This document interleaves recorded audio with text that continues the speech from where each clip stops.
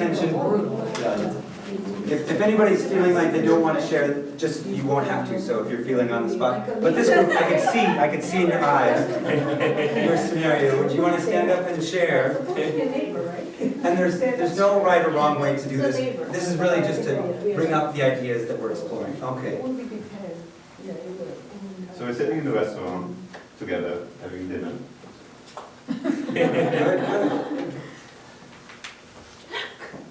Daddy and Mommy, the two guys, it's holding hands. Why? It's creepy. Oh, yes. But we're also holding hands. Yeah, like this. Like this. Yeah, but there's two guys. Why is it's holding hands? What do you think is strange about this? Because it's not man and woman. But you also have many friends. Don't you hold hands with them? Yes. So you see, same advice here. 1, 2, 3. I hope I didn't cut you off. So you each had, this is really nice, I'm going to borrow this, and nicely modeled, of course, center and pause before responding. I want you to also bring out, you did a great job organically, with the suspicion, and then just modeling that openness of being open. And everybody has slightly different bullet points. They had make a non-judgmental observation about the situation, which was modeled, engage in conversation, and you even modeled physically. So very nice, thank you for sharing that. And I'll just mention that Yes. when you get your cards today, they'll talk about the strength focus and a choice of the fork in the road when you're in a situation where there's someone who's different from you for whatever reason, and how you model that with a child. And then these different pointers, like starting with the center and pause, and then things you can do that you guys just did so beautifully. There's some examples here, so you can walk away with these reminders of how we pull ourselves together and model well. Yeah, and again, a theme of that sense of openness to difference that was modeled nicely.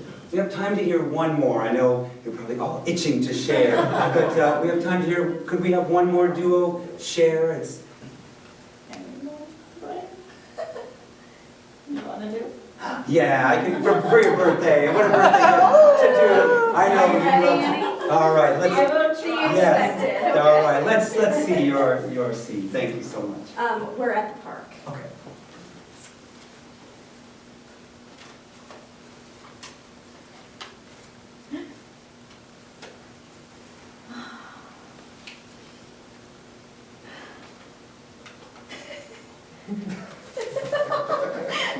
So, what is it?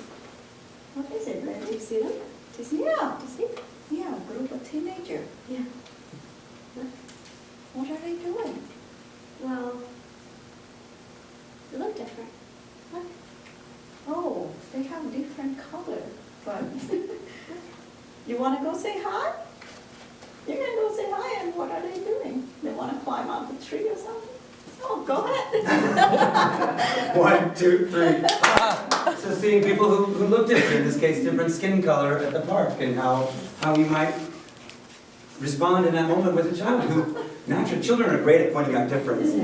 There was one duo that had a child with a disability seeing that, and I know, honestly, our daughter is just fascinated, like, and Brenda and I talk about how she'll kind of hide behind us in the first time, and they're hungry for that conversation. They do look to us to model. And without doing your scene, what were your bullet points on ways that might be addressed? Just a center and pause. You wanted me to read it? Yeah, just read it out loud. Make an I statement about the situation, focus on commonalities rather than differences, so like needs, wants, and humanity. Great, thank you. All right, we don't have time to see all the scenes because I promised Lisa and I wanted to make sure we have time to debrief the overall experience and have time to check in. But anything you want to add as far as... I guess I'd love to hear, again, because as I've shared kind of my passion for making all of this happen is my son with differences, with some special needs. And those of you who got to see Brenda's video know that what happened in this little story she shared after she got involved in this happened in the park. And it's just such a beautiful story, so please go back to the email from today and take a peek. And we'll put it on the website too. But Julie and you and I share something in common, and you happened to pick that one. Can you share a little bit what you would like other parents to kind of hear around what it's like of having a child who's this particular type of different, and what is meaningful for you? Yeah. So we have a younger child with Down syndrome, and she's 3. And so, I mean, what I would love to see is just for her to be included in everything, and for people to just see her as just any other human being, you know, and she's no different than any child. She has, you know, the same needs, same wants, and so my hope is that people would be more open to just learning more about these differences and just being more empathetic, you know, yeah, and just being kind, and just say hi to them, and don't be afraid, they're not that scary. Yeah. Yeah, I have my youngest who has autism, but he's in the mild range. So, but even though that in the school, in the general education, it is very challenging for himself, I think mostly. And I, as a parent, I feel the challenging every day. And one day I was driving, and then and on the radio, the song was a Cyndi Lauper song. I see a true color. I was so much crying that song, because I really wish that everybody can see his true color. So yeah, same thing. Well, thank you for sharing, and thank you all for being a part of the conversation. And as we designed this series, you all know you're the first ones through the series. We did a tiny pilot this summer. The way you've all jumped in and engaged has just been so valuable. So I do want to come back and ask this question: is if we start with the connections you have with your child, whether it's your parent or grandparent, you have the connections with your child, and we went to this value of playing, and now we talk about the growth and looking at growth for yourself, for your child, and how you are in the community. So can you help me connect the dots? Does it make sense for us to have talked about how we each show up in the community and how we interact with people who are different, whether it's skin color or disability or age or whatever it might be? Does it make sense? And why do you think, as we talk about in relationships with a child, that we also talk about it in community?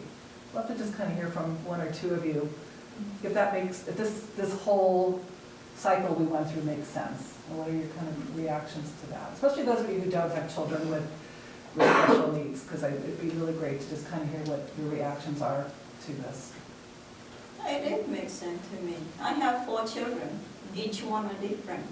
So I have 18 years old. He has a special need too. And he's in high school. And I always support him the same as all the other kids. They need same thing.